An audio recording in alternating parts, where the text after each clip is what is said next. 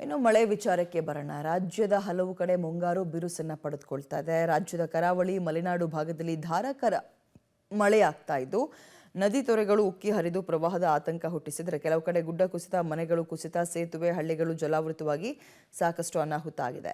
ಇತ್ತ ಬೆಂಗಳೂರಿನಲ್ಲೂ ಮಳೆಯಾಗ್ತಾ ಇದೆ. ಯಾವುದೇ ಕ್ಷಣದಲ್ಲಿ ಬೇಕಾದರೂ ಮನೆಗಳು ಮುಳುಗಡೆಯಾಗೋ ಸಂಭವ ಇದೆ. ಅಂತಹ ಅನಾಹುತ ಸೃಷ್ಟಿಯಾಗೋದಕ್ಕೂ ಮುನ್ನ ಎಚ್ಚೆತ್ತುಕೊಂಡಿರುವ ಬಿಬಿಎಂಪಿ ಬೆಂಗಳೂರಿನಲ್ಲಿ ಪ್ರವಾಹ ಉಂಟಾಗುವ ಪ್ರದೇಶಗಳನ್ನು ಲಿಸ್ಟ್ ಮಾಡಿಕೊಂಡಿದ್ದಾರೆ. ಒಂದೊಮ್ಮೆ ಭಾರೀ ಮಳೆ ಉಂಟಾಗಿ ಮುಂದೆ ಆಗಬಹುದಾದ ಅನಾಹುತವನ್ನು ತಪ್ಪಿಸುವ ನಿಟ್ಟಿನಲ್ಲಿ ಬೆಂಗಳೂರಿನ ಪ್ರವಾಹ ಪೀಡಿತ ಪ್ರದೇಶಗಳನ್ನು ಪಟ್ಟಿ ಮಾಡಿದ್ದಾರೆ. ಪ್ರವಾಹ ಪೀಡಿತ ಪ್ರದೇಶಗಳು ಯಾವುದು, ಹಾಗಾದರೆ ಏನು ಪಟ್ಟಿ ಮಾಡಿದ್ದಾರೆ ಅಂತ ಕೂಡ ನೋಡ್ತಾ ಹೋಗೋಣ.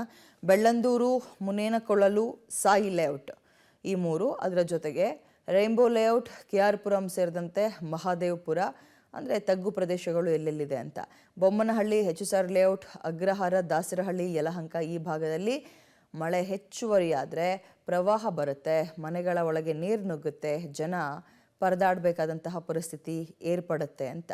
ಸೊ ಬಿಬಿಎಂಪಿ ವ್ಯಾಪ್ತಿಯ 8 ವಲಯಗಳು ನೋಡ್ತಾ ಹೋಗೋಣ. ಈಗ ಪೂರ್ವ ವಲಯದಲ್ಲಿ ಎಷ್ಟು, ಪಶ್ಚಿಮ ವಲಯದಲ್ಲಿ ಎಷ್ಟು ಅಂತ 8 ವಲಯದಲ್ಲಿ ಎಷ್ಟೆಷ್ಟು ಕಡೆ ಪ್ರವಾಹದ ಆತಂಕ ಇದೆ ಅಂತ. ಓಕೆ, ಮೊದಲಿಗೆ ಆರಂಭದಲ್ಲಿ ಪೂರ್ವ ವಲಯ 20 ಪ್ರದೇಶಗಳು, ಪೂರ್ವ ವಲಯದಲ್ಲಿ ಸುಮಾರು 20 ಕಡೆ ಪ್ರವಾಹ ಆಗ್ಬೋದು ಅನ್ನುವಂತಹ ಒಂದು ಲಿಸ್ಟ್ ಮಾಡ್ಕೊಂಡಿದ್ದಾರೆ. ಪಶ್ಚಿಮ ವಲಯದಲ್ಲಿ 33 ಕಡೆ, ದಕ್ಷಿಣ ವಲಯದಲ್ಲಿ ಸುಮಾರು 6 ಕಡೆ, ಮಹದೇವಪುರ ವಲಯದಲ್ಲಿ ಸುಮಾರು 58 ಕಡೆ, ಇಲ್ಲೇ ಜಾಸ್ತಿ ಇರೋದು 58 ಕಡೆ ಪ್ರವಾಹ ಆಗ್ಬೋದು ಅಂತ ಹೆಚ್ಚುವರಿ ಮಳೆ ಆದರೆ ಪ್ರಿಡಿಕ್ಟ್ ಮಾಡ್ತಿದ್ದಾರೆ. ಇನ್ನು ಬೊಮ್ಮನಹಳ್ಳಿಯಲ್ಲಿ 28, RR ನಗರದಲ್ಲಿ ಸುಮಾರು 23 ಕಡೆ, ಯಲಹಂಕದಲ್ಲಿ 11 ಕಡೆ, ದಾಸರಹಳ್ಳಿಯಲ್ಲಿ ಸುಮಾರು 9 ಕಡೆ ಮಳೆ ಏಕಾಏಕಿ ಜೋರು ಈಗೇನು ಬರ್ತಾ ಇದೆ.